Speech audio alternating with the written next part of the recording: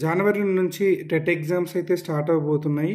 So, ఈ last మినిట్‌లో preparation ఎలా ఉండాలంటే గత ప్రీవియస్ పేపర్స్‌ని మనం ఒక్కసారి రివైజ్ చేస్తే గనక క్వెషన్ పేపర్ పైన మనకి కొంత అవగాహన వస్తుంది.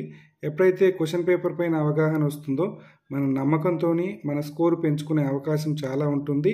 సో, దీంట్లో భాగంగా పేపర్ 1కి సంబంధించిన మ్యాథమెటిక్స్ విభాగానికి సంబంధించిన క్వెషన్స్‌ని మనం ఇక్కడ ఒకసారి ప్రాక్టీస్ చేస్తున్నాం.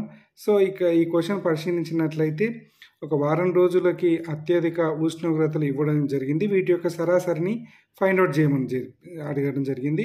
సో, ఇది మనం మామూలుగా అయితే ఎట్లా చేస్తాం, అన్నిటిని యాడ్ చేసి బై 7 చేస్తాం. సో, ఈ క్వెషన్‌లో ఉన్న సౌలభ్యాన్ని యూజ్ చేసుకొని దీన్ని నాన్ మ్యాథ్స్ వాళ్ళు మ్యాథ్స్ అంటే భయపడకుండా ఇది ఎలా చేయాలి, సింపుల్గా ఎలా చేయాలనేది ఇక్కడ మీకు చూపిస్తున్నాను. ఇక్కడ 25, 28, 27, 31, 29, 28, 28. సో, ఈ విధంగా మనకి ఒక వారానికి అత్యధిక టెంపరేచర్లు అయితే ఇవ్వడం జరిగింది. ఇందులో 25, 27ని ఈ రెండింటిని యాడ్ చేసి బై 2 చేస్తే మనకి 52/2 26 వస్తుంది. ఇది ఎవరైనా చేయగలరు. అదేవిధంగా 31 + 29 ఈ 60 ఉంటుంది. 60/2 30 అవుతుంది. ఈ క్వశ్చన్లో 28 అనేది 3 టైమ్స్ రిపీట్ అయ్యింది. సో, 28 + 28 + 28/3. సో, 28 ఎన్ని టైమ్స్ రిపీట్ అయింది? 28 3 టైమ్స్ రిపీట్ అయింది కాబట్టి 28 × 3. ఇక్కడ ఎక్కడ యాడ్ చేయాల్సిన అవసరం లేకుండానే 28 × 3/3 3 క్యాన్సిల్ అయిపోతుంది. మళ్ళీ 28 మిగులుతుంది. సో, మనకి ఫైనల్గా ఎన్ని వచ్చినాయి ఇప్పుడు అబ్జర్వేషన్స్? 7 అబ్జర్వేషన్స్ కాస్త 3 అబ్జర్వేషన్స్ కింద మనం మార్చినాం.